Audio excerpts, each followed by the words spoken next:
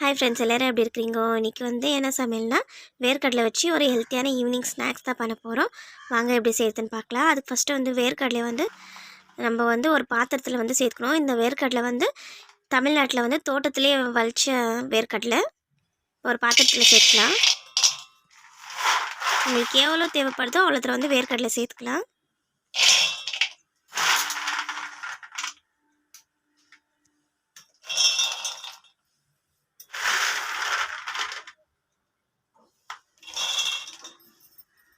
தேவையான அளவு தண்ணி ஊற்றி வேர்க்கடலையை வந்து ஊற வச்சு எடுத்து வச்சுக்கலாம்.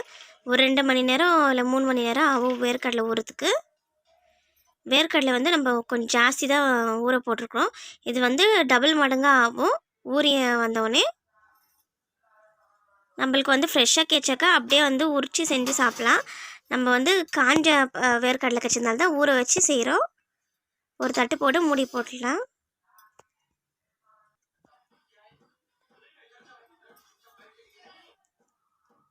இப்போ நல்லா ஊறிட்டு இருக்கோம். ஒரு 2 மணி நேரம் நல்லா ஊற வச்சுருக்கிறேன். பாருங்க, அதில் இருக்கிற தண்ணியிலலாம் வந்து அந்த கலர் வேர்க்கடலை இருக்கிற கலர்ஸ் எல்லாம் வந்து அந்த தண்ணியில் போயிடுச்சு. நல்லா ஊறிட்டுக்குது வேர்க்கடலை. அந்த தண்ணி எடுத்துடலாம். இப்போ இன்னொரு பாத்திரத்தில் வந்து நம்ம சேர்த்துட்டு நம்ம இதை வேக போடணும்.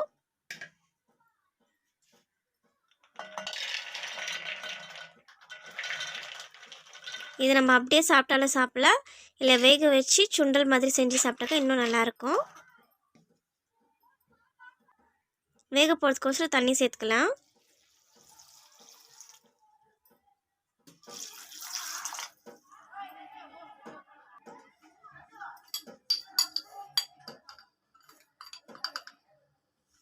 தேவையான அளவு உப்பு சேர்த்துக்கலாம்.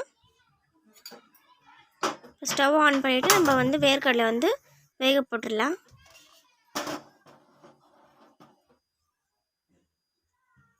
ஒரு தட்டு போட்டு மூடி வச்சிடலாம். இதனால் நம்ம வெந்து வரட்டும். இப்போ அதுக்குள்ளே வந்து தாளிக்கிறதுக்கு வந்து நம்ம வெங்காயம், கறிவேப்பிலை, வரமிளகா எடுத்துருக்குறேன். உங்களுக்கு தேவைப்பட்டுச்சுன்னா பச்சை மிளகா சேர்த்துக்கலாம். வரமிளகா இன்னும் நல்லாயிருக்கும். இப்போ வெங்காயத்தை கட் பண்ணிக்கலாம் பொடிசாக. நான் சின்ன வெங்காயம் இருக்கிறதுனால வந்து ஒரு 3 வெங்காயம் எடுத்துருக்குறேன். பெரிய வெங்காயம் இருந்தாக்க ஒரு வெங்காயம் போதும்.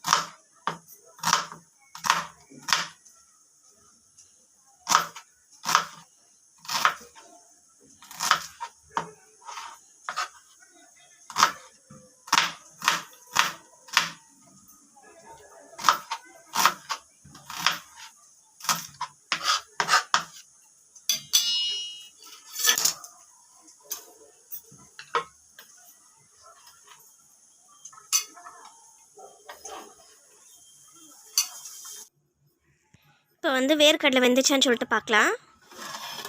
பாருங்க, நல்லா கொதிக்குது. தண்ணிக்குறம் வந்து சுண்டி இருக்குது நம்ம ஊற்றின தண்ணியோட.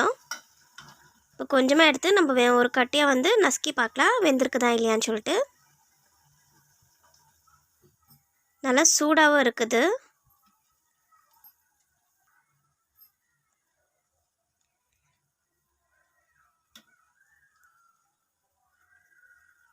நல்லா சூடாக இருக்குது, அதனால் வந்து எடுக்கவே முடியல. பாருங்க, நல்லா வெந்துட்டுக்குது. இப்போ நம்ம எடுத்துடலாம்.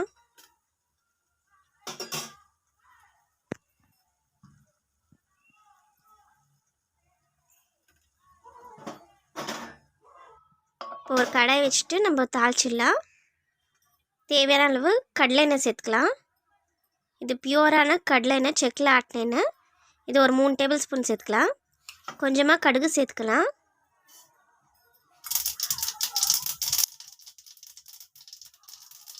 கடுகு நல்லா பொரிஞ்சோடனே 3 வரமிளகாய் எடுத்து வச்சுருக்கேன். இப்போ அது சேர்த்துக்கலாம். இந்த மாதிரி கிள்ளி போட்டுக்கலாம். நான் வந்து காரமாக இருக்கிறதுக்கோசரம் வந்து 3 மிளகா எடுத்துக்கிறேன். உங்களுக்கு தேவைப்பட்டுச்சுன்னா 2 எடுத்துக்கலாம். இல்லைனா பச்சை மிளகா சேர்த்தா கூட அவ்வளோ காரம் இருக்காது. ஆனால் வர மிளகாவில் வந்து கொஞ்சம் காரமாக இருக்கும். நம்ம இப்படி கிள்ளி போடுறதோட முழுசாகவே போட்டுக்கலாம், நல்லாயிருக்கும். லைட்டாக வதக்கிக்கலாம். கொஞ்சம் வந்து எண்ணெய் தெறிக்கும், உஷாராக பார்த்து செய்யணும். இப்போ கட் பண்ணி வச்சுக்கிற வெங்காயத்தை சேர்த்துக்கலாம். கூடவே கறிவேப்பிலையை சேர்த்துட்டு நல்லா வதக்கிக்கலாம்.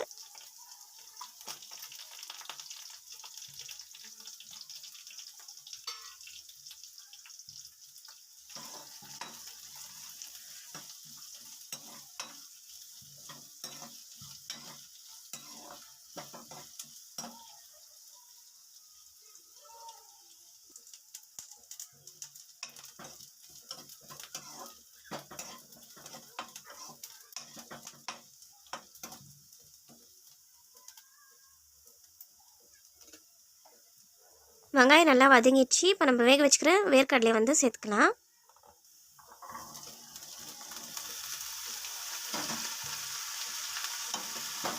நல்லா மிக்ஸ் பண்ணிக்கலாம். உங்களுக்கு தேவைப்பட்டுச்சுன்னா தேங்காய் துருவல் வந்து கடைசியாக இருக்கும் போது தேங்காய் துருவலை கொஞ்சமாக கொத்தமல்லி இலை தூவிட்டு இருக்கிறதா இன்னும் சூப்பராக இருக்கும்.